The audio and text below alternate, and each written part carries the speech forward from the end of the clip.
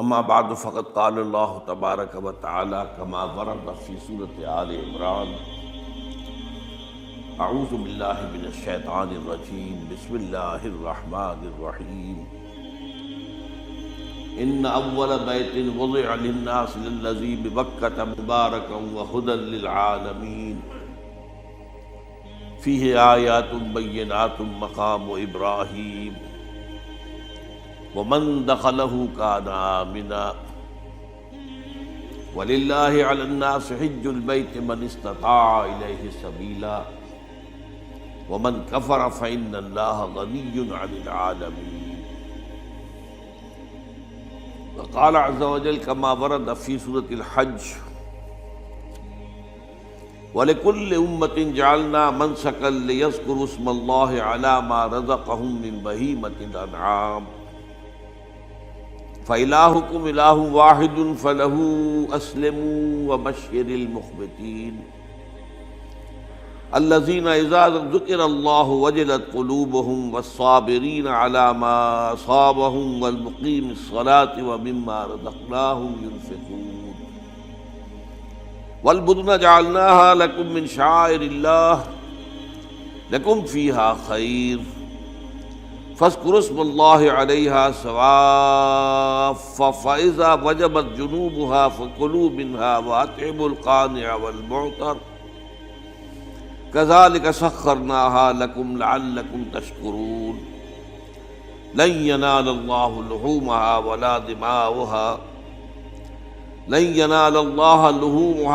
دماؤها ولكن يناله التقوى منكم كذلك سخرها لكم لتكبروا الله على ما هداكم وبشر المحسنين. صدق الله العظيم. رب اشرح لي صدري ويسر لي امري واحلل عقدة من لساني يفقهوا قولي. اللهم ربنا الهمنا رشدنا واعذنا من شرور انفسنا. اللهم ارنا الحق حقا وارزقنا اتباعه وارنا الباطل باطلا وارزقنا اجتنابه. آمین یا رب العالمین. آج ذی الحجہ کی 3 تاریخ ہے. گویا کہ ٹھیک ایک ہفتے کے بعد عید الاضحیٰ آ رہی ہے. دیکھیے اسلام میں جو 4 عبادات فرض کی گئی ہیں، جو 4 ارکان ہیں، ایک رکن تو ہے جس کا تعلق ہے عقیدے سے، کلمہ شہادت، اور 4 ارکان وہ ہیں جن کا تعلق عبادات سے، نماز، روزہ، حج اور زکوٰۃ. ان میں ایک عجیب قسم کی تقسیم ہے. مثلاً 1 2 جمع 2 کی تقسیم بنتی ہے. 2 عبادات ان میں سے وہ ہیں جو ہر مسلمان پر فرض ہے، امیر ہو، غریب ہو، مرد ہو، عورت ہو، ہر ایک پر. نماز اور روزہ، یہ دونوں چیزیں ہر ایک پر فرض ہیں. لیکن 2 وہ ہیں کہ جو صرف صاحب استطاعت لوگوں پر فرض ہیں، وہ عام نہیں ہیں. جو صاحب نصاب ہیں ان پر زکوٰۃ ہے، جو صاحب استطاعت ہیں، حج کرنے کی استطاعت رکھتے ہیں، ان پر حج ہے.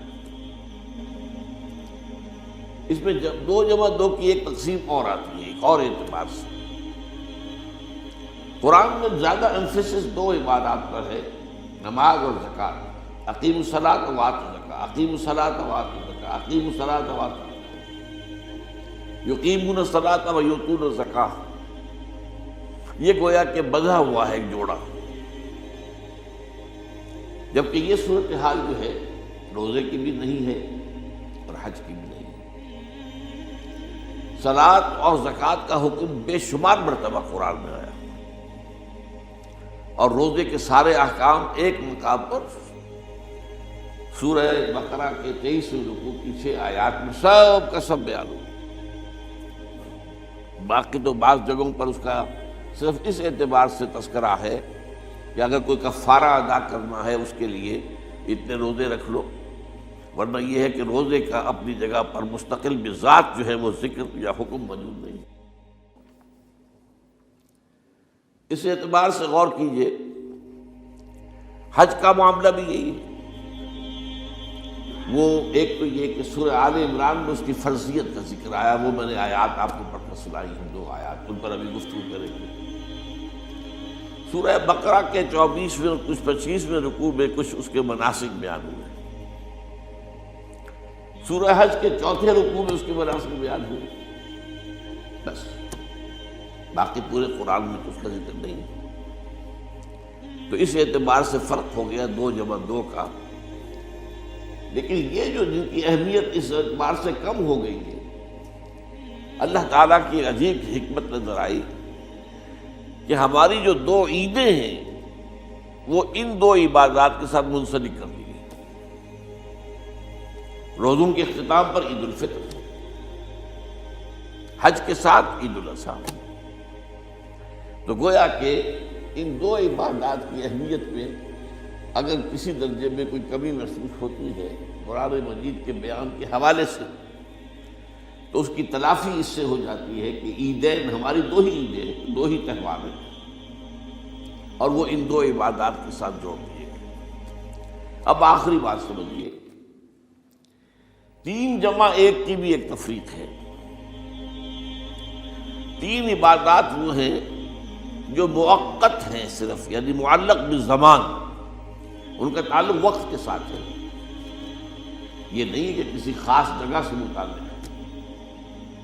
نماز ہر جگہ فرض ہے، ہاں البتہ اس کا وقت آئے گا، اگر سورج جو ہے نصف النہار سے ڈھلکے گا تو ظہر کا وقت ہوگا، اگر کسی وجہ سے اللہ تعالیٰ کی حکمت ہو کہ سورج وہیں کا وہیں کھڑا رہ جائے تو ظہر کا وقت آئے گا ہی نہیں، ظہر فرض ہوگی ہی نہیں۔ مغرب اسی وقت فرض ہوگی جبکہ سورج غروب ہو جائے، اگر کسی وجہ سے سورج غروب نہ ہو، اور کیا پتہ یہ ساری باتیں جو ہے قیامت کا جو زلزلہ آنے والا ہے اس میں یہ ساری ہی باتیں ہونے والی ہیں، سورج مغرب سے طلوع ہوگا یہ تو وضاحت کے ساتھ کہا گیا ہے، تو مغرب کا وقت نہیں آئے۔ اسی طریقے سے رمضان کا مہینہ آئے گا تو روزے فرض ہوں گے۔ اس حوالے سے یہ زمانے کا تعلق تو ہے لیکن کسی مکان سے کوئی تعلق نہیں۔ حج وہ ہے جس کے تقریباً تمام مناسک جو ہیں وہ ایک خاص مقام پر ادا ہو۔ آپ سفر کر کے جائیے، مکہ مکرمہ جائیے، اللہ کے گھر کا طواف کیجیے، پھر وہاں سے جو بھی روانگی ہوتی ہے یوم الترویہ 8 ذی الحجہ کو نکلیے اور جا کر منا میں قیام کیجیے 1 رات، پھر 9 کی صبح کو نکلیے عرفات جائیے، عرفات میں شام تک قیام رہے گا، لیکن مغرب کی نماز کے وقت کے بعد وہاں سے نکلیں گے، مغرب وہاں پڑھیں گے نہیں، وہ جا کر مزدلفہ میں پڑھی جائے گی عشاء کے ساتھ ملا، چاہے کتنی ہی دیر ہو جائے۔ بہرحال یہ ساری چیزیں ایک خاص مقام کے ساتھ ہیں، منسلک ہیں، ہر جگہ پر یہ ادا نہیں ہو سکتا۔ اب اس میں دیکھیے حکمت نظر آ رہی ہے، چونکہ حج جو ہے ایک خاص جگہ پر ایک خاص مقام سے وابستہ ہے، اس کے ساتھ جو عید الاضحیٰ وابستہ کی گئی ہے، یہ گویا کہ حج ہی کے ایک رکن کو پھیلا دیا گیا ہے۔ قربانی جو مناسک حج میں بڑی اہمیت کی حامل ہے، اسے عام کر دیا گیا۔ تم مدینے مکے تو نہیں پہنچ سکے ہو، لیکن یہاں پر قربانی کے اندر تو شریک ہو جاؤ۔ اور بعض مشابہتیں اور بتائی گئی ہیں کہ ذی الحجہ کا چاند طلوع ہو جائے تو اس کے بعد حجامت نہ کراؤ، ناخن نہ کاٹو، وہ جو کچھ بھی آپ کو معلوم ہے احرام کی کچھ پابندیاں ہوتی ہیں، ایک مشابہت کسی درجے میں، ٹھیک ہے ہم وہاں نہیں ہیں لیکن ان کے ساتھ ایک مشابہت پیدا ہو رہی ہے۔ تو قربانی در حقیقت جو ہے عید الاضحیٰ وہ گویا کہ ایکسٹینشن ہے حج کی، کہ تمام عالم اسلام کے اندر جو ہے تمام مسلمان جہاں بھی کہیں ہیں وہ حج کے اس ایک منسک کے اندر شریک ہو جائیں۔ تو یہ میں نے چند باتیں تمہیداً عرض کی ہیں ان عبادات اربعہ کے بارے میں، ان کی جو ریلیٹیو حیثیت ہے ہمارے دین میں۔ اب آئیے حج کا معاملہ کیا ہے، وہ پورا ایک خاص علاقے سے متعلق ہے اور ایک خاص شخصیت سے متعلق ہے، یہ بھی نوٹ کریں۔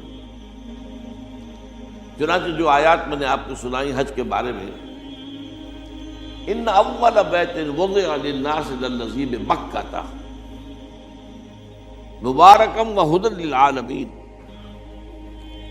یقیناً پہلا گھر جو بنایا گیا لوگوں کے لیے، یعنی اللہ کی عبادت کے لیے، کہ لوگ وہاں جمع ہوں اللہ کی عبادت کے لیے، وہ ہے جو بکہ میں ہے۔ بکہ اور مکہ یہ ایک ہی لفظ ہے۔ تورات میں بکہ کا لفظ آیا ہے، قرآن مجید میں مکہ۔ یہ تھوڑا فرق جو ہے یہ تلفظ کا ہو جایا کرتا ہے مختلف زبانوں کے اندر۔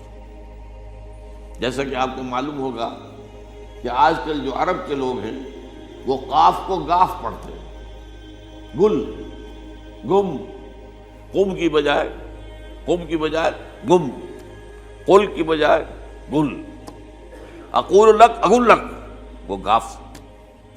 تو یہ جو ہے فرق ہو جاتا ہے۔ تو بکہ، وادی بکہ، یہ ہے در حقیقت مکہ مکرمہ۔ تو پہلا گھر جو بنایا گیا ہے، اور اس کے بارے میں جو یہ عام طور پر مشہور ہے کہ اس کے معمار حضرت ابراہیم ہیں، یہ بات صحیح نہیں ہے۔ اس کے معمار اول حضرت آدم علیہ السلام خود ہیں۔ اول بیت ہے نا، پہلا گھر۔ تو کیا یہ ممکن ہے کہ آدم سے لے کر ابراہیم تک کوئی گھر اللہ کی عبادت کے لیے بنا ہی نہ ہو؟ تو ناممکنات میں سے اولا بیت میں خود دلیل موجود ہے۔ حضرت آدم علیہ السلام نے اس کی تعبیر کی۔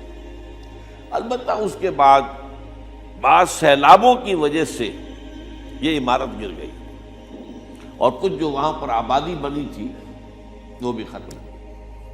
تو ایسے آتے ہیں، آپ کو معلوم ہے کہ یمن میں جب ان کا ایک بند ٹوٹا تھا بہت بڑا، سد معارم، تو پھر وہاں جو اتنی خوشحالی تھی، اور جو وہاں پر جو باغات تھے اور جو کھیتیاں سب برباد ہو گئی، اور وہاں سے لوگ جو ہے نقل مکانی کرنے پر مجبور ہو گئے۔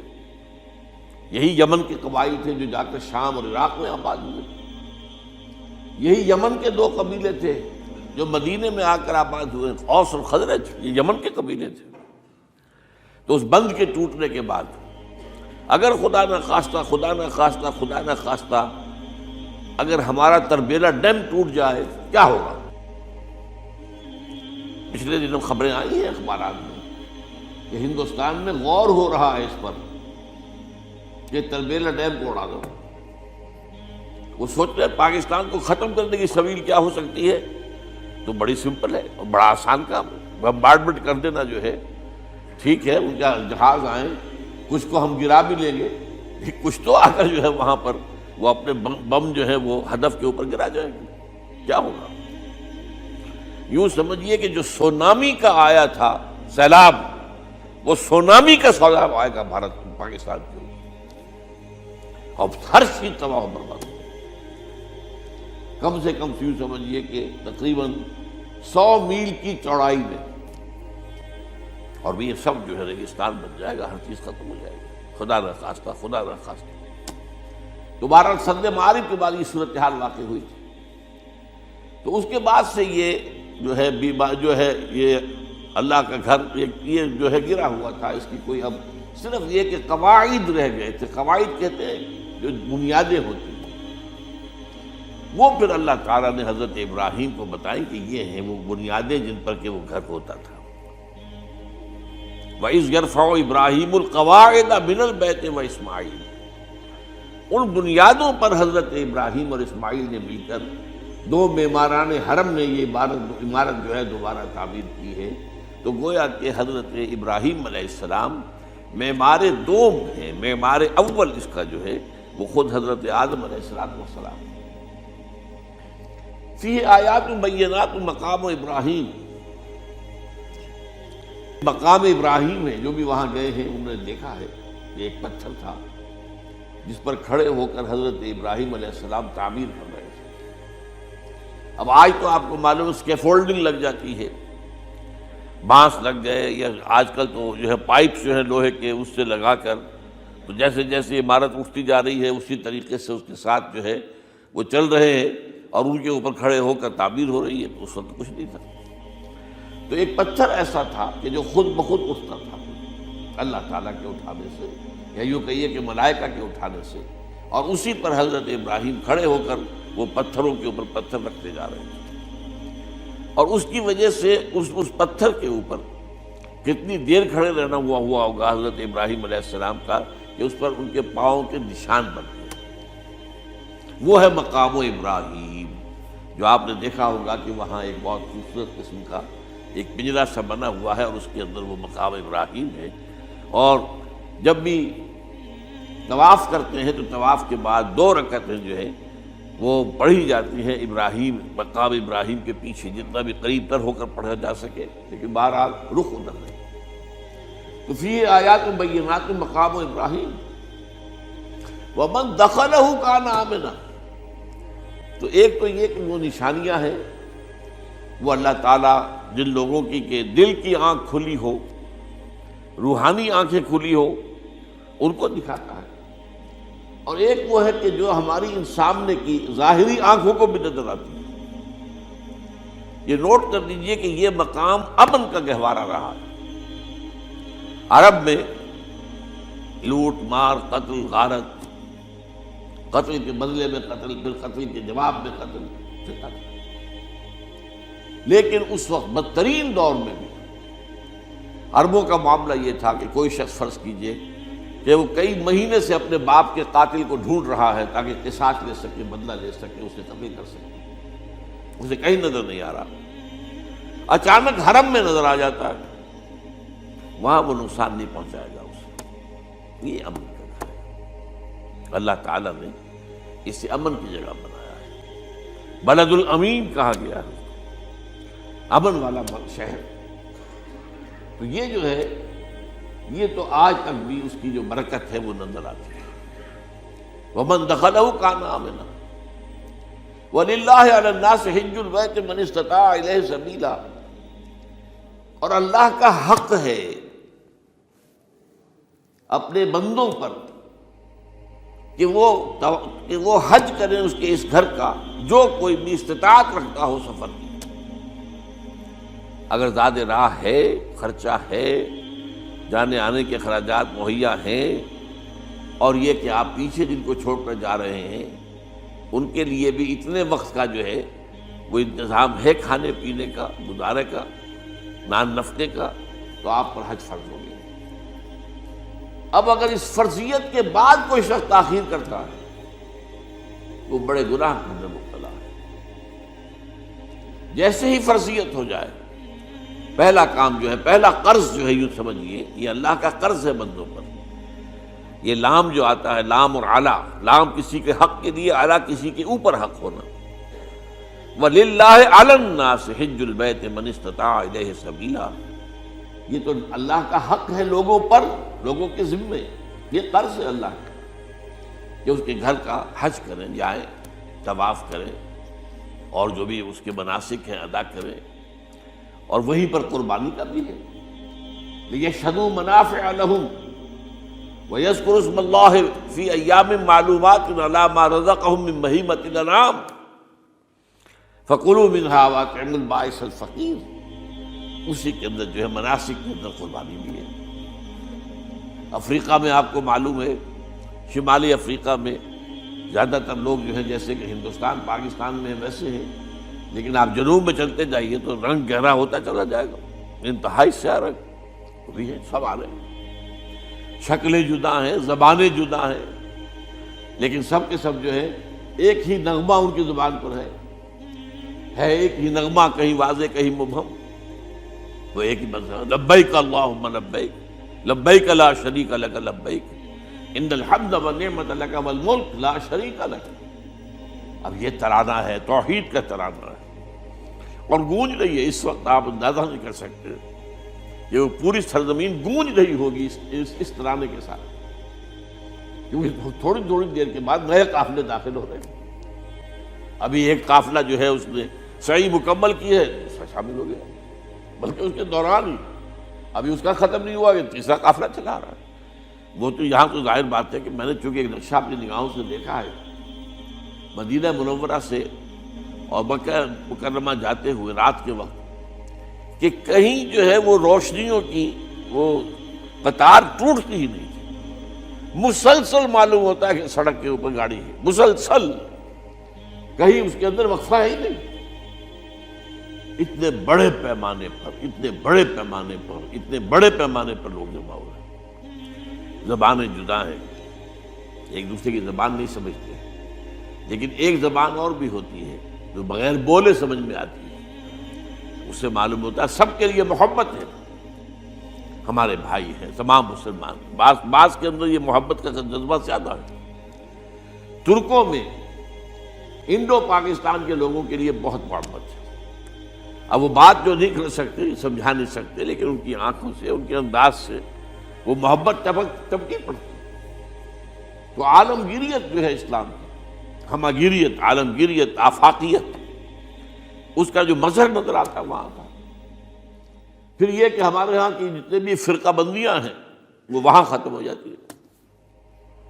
وہاں اہل حدیث ہے، حنفی ہیں، مالکی ہیں، شافعی ہیں، حنبلی ہیں. یہ کام بھی کیا ہے آ کر انہوں نے آل سعود نہیں.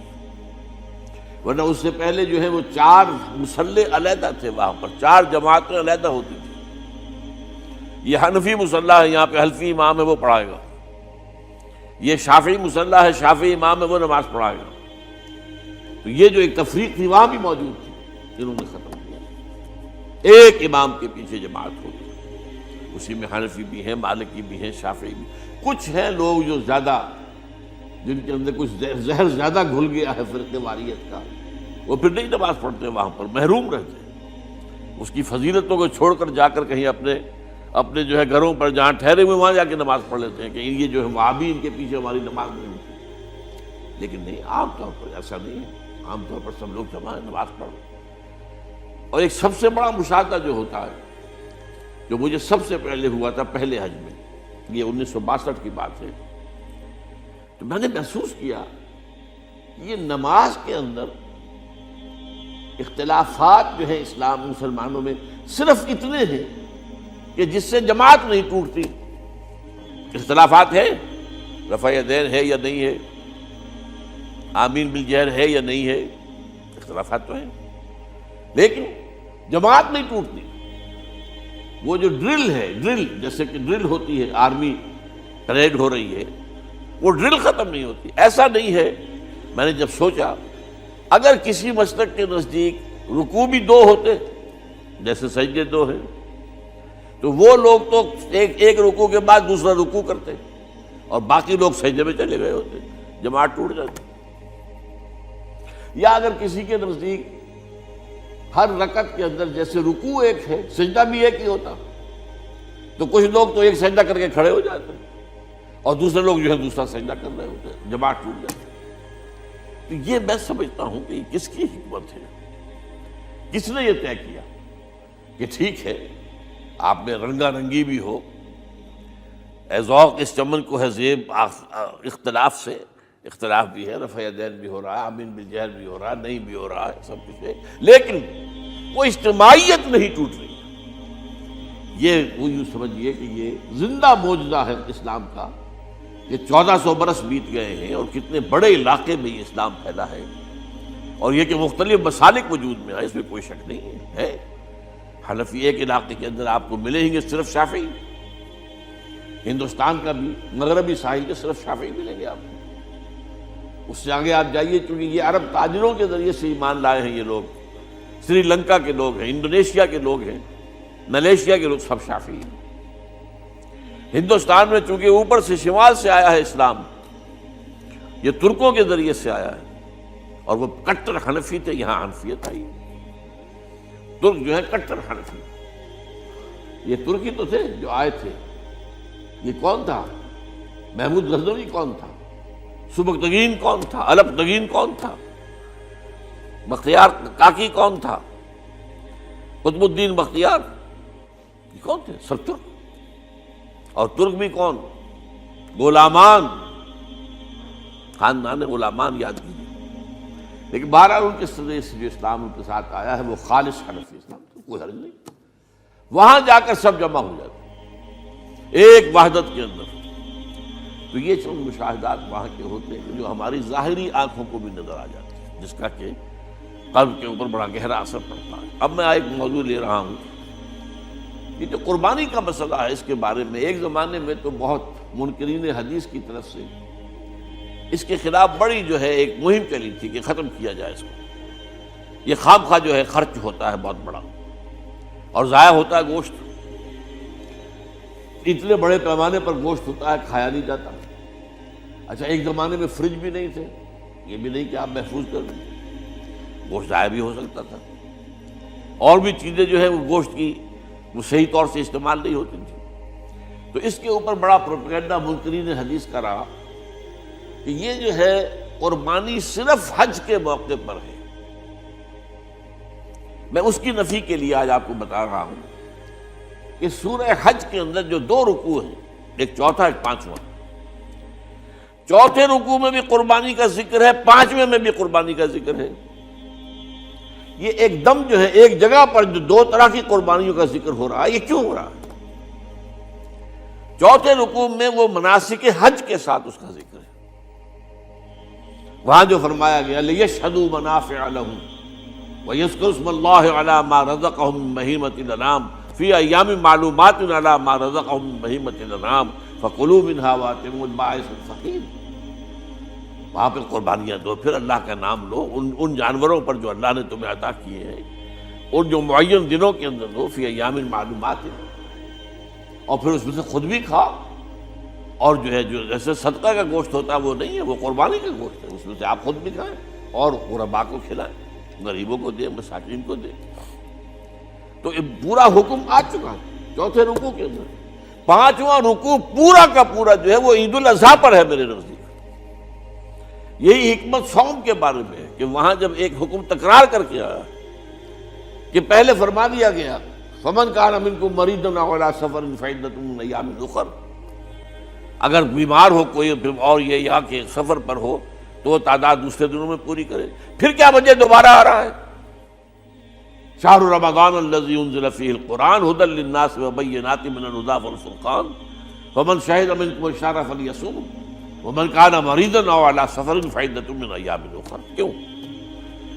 یہ تو ادبی اعتبار سے یہ کلام کا عیب شمار ہوتا، تکرار بلا کسی سبب کے، نہیں، سبب کے بغیر نہیں۔ وہاں کیا تھا؟ وہاں ان 2 رعایتوں کے ساتھ تیسری بھی شامل تھی کہ اگر صحیح ہو اور مقیم ہو پھر بھی روزہ نہ رکھو تو ایک مسکین کو کھانا کھلا دو۔ یہ رعایت ختم ہوئی ہے رمضان کے روزے کے ساتھ، اب رکھنا پڑے گا روزہ، اور اگر بیمار ہو یا سفر پر ہو تو ٹھیک ہے، دوسرے دنوں میں پورا کرو، پورا کرنا لازم ہے۔ تو یہ چیز جو ہے یہ در حقیقت کسی وجہ سے ہوتی ہے۔ بالکل یہی بات ہے سورہ حج کے چوتھے رکوع کے اندر، وہ جو قربانی ہے حج کے ساتھ اس کا ذکر آ چکا۔ اب سنیے یہ جو آ رہا ہے، فرمایا وَلِكُلِّ أُمَّةٍ جَعَلْنَا مَنْسَكًا، ہر امت پر ہم نے ایک جو ہے قربانی کا معاملہ نازل وہ جو ہے فرض کیا ہے۔ میں نے چونکہ آج شروع میں کہا تھا کہ صوم اور حج میں کچھ مشابہتیں ہیں۔ دیکھیے صوم کا حکم بھی آیا تھا تو کس طور سے آیا تھا؟ یا ایھا الذین آمنوا کتب علیکم الصیام کما کتب علی الذین من قبلکم لعلکم تتقون، اہل ایمان تم پر روزہ رکھنا فرض کیا گیا جیسے کہ فرض کیا گیا تھا ان پر جو تم سے پہلے تھے۔ یہاں پر اسی حوالے سے بات ہو رہی ہے کہ اے مسلمانوں، یہ قربانی صرف تم پر فرض نہیں کی جا رہی، یہ تو ہر امت پر، ہر نبی ہر رسول کی امت۔ وَلِكُلِّ أُمَّةٍ جَعَلْنَا مَنْسَكًا لِيَذْكُرُوا اسْمَ اللَّهِ عَلَيْهَا، تاکہ وہ نام لیں اللہ کا، عَلَىٰ مَا رَزَقَهُم مِّن بَهِیمَةِ الْأَنْعَامِ، جو کچھ اللہ تعالیٰ نے انہیں رزق دیا ہے۔ یہ چوپائے جو ہیں حیوانات قسم کے، ان پر اللہ کا نام لے کر چھری پھیری جائے، اللہ کے نام سے ان کو ذبح کیا جائے۔ فَإِلَٰهُكُمْ إِلَٰهٌ وَاحِدٌ فَلَهُ أَسْلِمُوا۔ تو یہ جان لو کہ اس قربانی کی اصل روح کیا ہے؟ وہ یہ ہے کہ اللہ تمہارا ایک الہ ہے، اسی کے سامنے تمہیں سر جھکانا ہے۔ یہ روح تقویٰ اگر نہیں ہوگی تو یہ قربانی بے معنی ہو جائے گی۔ نماز و روزہ و قربانی و حج یہ سب باقی ہیں، تو باقی نہیں ہے۔ جب اللہ تعالیٰ کے ساتھ تعلق نہیں ہے تو یہ ساری چیزیں ریچولز بن جائیں گی۔ اب یہ بھی ہوتا ہے، 20-20 25-25 ہزار کے بکرے جو ہیں وہ لوگ لیتے ہیں، پھر ان کو گھماتے ہیں، پھراتے ہیں، ان کے اوپر ریشمی چادریں چڑھاتے ہیں، اور جو ہے وہ مہندی لگا کر، بہرحال وہ چیزیں جو ہیں یہ اظہار اس طرح کا یہ تو پسندیدہ نہیں ہے، تو یہ تو لوگوں کو دکھانے کی بات ہے اور اپنے پیسے کی جو ہے اپنی دولت کے اظہار کا ایک ذریعہ ہے۔ لیکن یہ کہ بہرحال قربانی انسان کرے اور یہ کہ اس کے اندر روح جو ہے تقویٰ کی وہ موجود ہوگی۔ فَإِلَٰهُكُمْ إِلَٰهٌ وَاحِدٌ فَلَهُ أَسْلِمُوا وَبَشِّرِ الْمُخْبِتِينَ، اور اے نبی ان لوگوں کو بشارت دے دیجئے کہ جو اللہ کے سامنے جھکے رہتے ہیں، خشوع اور خضوع کی شکل اختیار کرتے ہیں۔ الَّذِينَ إِذَا ذُكِرَ اللَّهُ وَجِلَتْ قُلُوبُهُمْ، وہ لوگ کہ جب اللہ کا نام لیا جائے تو ان کے دل لرز اٹھتے ہیں۔ وَالصَّابِرِينَ عَلَىٰ مَا أَصَابَهُمْ، اور صبر کرنے والے جبکہ اس چیزوں پر کہ جو اللہ کی طرف سے ان پر آ گئی ہوں، مصیبتیں کوئی تکالیف۔ والمقیم الصلاۃ، اور نماز کو قائم کرنے والے۔ ومما رزقناہم ينفقون، اور جو کچھ ہم نے انہیں دیا ہے اس میں سے خرچ کرنے والے۔ یہ ایک نظام ہے پورا کا پورا جو آیت میں بیان کر دیا گیا، اس کا ایک جز جو ہے وہ یہ بھی ہے وَلِكُلِّ أُمَّةٍ جَعَلْنَا مَنسَكًا، یہ قربانی کا معاملہ جو ہے یہ بھی ہم نے ہر امت کے اوپر فرض کیا، ہر امت جو ہے اس کے اوپر لازم کیا گیا، اور مسلمانوں آج تم پر بھی لازم کیا جا رہا ہے۔ وَالْبُدْنَ جَعَلْنَاهَا لَكُم مِّن شَعَائِرِ اللَّهِ، اور یہ جو قربانی کے اونٹ ہیں، یہ خاص طور پر چونکہ عرب میں تو اونٹ کی قربانی ہوتی تھی، دوسرے جانور تو وہاں کم ہوتے ہیں، اور بہرحال ان کی قیمتی متاع بھی اونٹ ہے۔ وَالْبُدْنَ جَعَلْنَاهَا لَكُم مِّن شَعَائِرِ اللَّهِ، یہ اللہ تعالیٰ کے شعائر میں سے یہ اونٹ جو ہے یہ قربانی کا اونٹ ہے، یہ مکے لے جایا جا رہا ہے، یا یہ بکرے اور یہ مینڈے جو ہیں یہ قربانی کے ہیں، یہ وہاں جا رہے ہیں، تو یہ بھی گویا کہ ایک طرح سے اللہ کی نشانیاں بن جاتی ہیں۔ ان کے حوالے سے اللہ تعالیٰ کا ایک تصور اور اللہ تعالیٰ کے ساتھ ایک ذہنی رشتہ قائم ہوتا ہے۔ لیکن فیہا خیر، تمہارے لیے اس میں خیر ہے، بھلائی ہے۔ چنانچہ جب وہ جاتے تھے حج کے لیے تو جو بھی ان کے ساتھ دودھ دینے والا جانور ہے، قربانی کی نیت ہے لیکن دودھ جو ہے اس کا استعمال کر سکتے ہیں درمیان میں، اور بھی کوئی اگر ان کی کوئی چیزوں سے فائدہ اٹھانا ہو، لکم فیہا خیر۔ فاذکروا اسم اللہ علیہا، تو اب ان کا اللہ کا نام لو اس کے اوپر، صواف صفیں باندھ کر وہ اونٹ کھڑے ہوتے ہیں اور ان کو نحر کیا جاتا ہے۔ آپ کو معلوم ہے ذبح نہیں ہوتا اونٹ، اتنا بڑا جانور ہے، گردن کتنی موٹی ہے، اس کا ذبح کرنا بڑا مشکل ہے۔ نہر کہتے ہیں اس کو۔ کھڑا ہے اونٹ اور ایک برچھا، چھوٹا سا برچھا ہے جو اس کے یہاں گردن کے یہ جہاں آ کر دونوں ہنسلیاں ملتی ہیں وہاں پر مارا جاتا ہے، اور یہاں سے جو بہت بڑی وین ہے وہ در حقیقت ایورٹا، وہ جو ہے ختم ہوتا ہے، تو وہاں سے خون کا پھر فوارہ آتا ہے، اور اس کے بعد پھر وہ اونٹ کھڑا کھڑا وہ رفتہ رفتہ اس کا جب خون نکل جاتا ہے تو وہ کمزور ہو کر نیچے گر جاتا ہے۔ یہ نہر ہے۔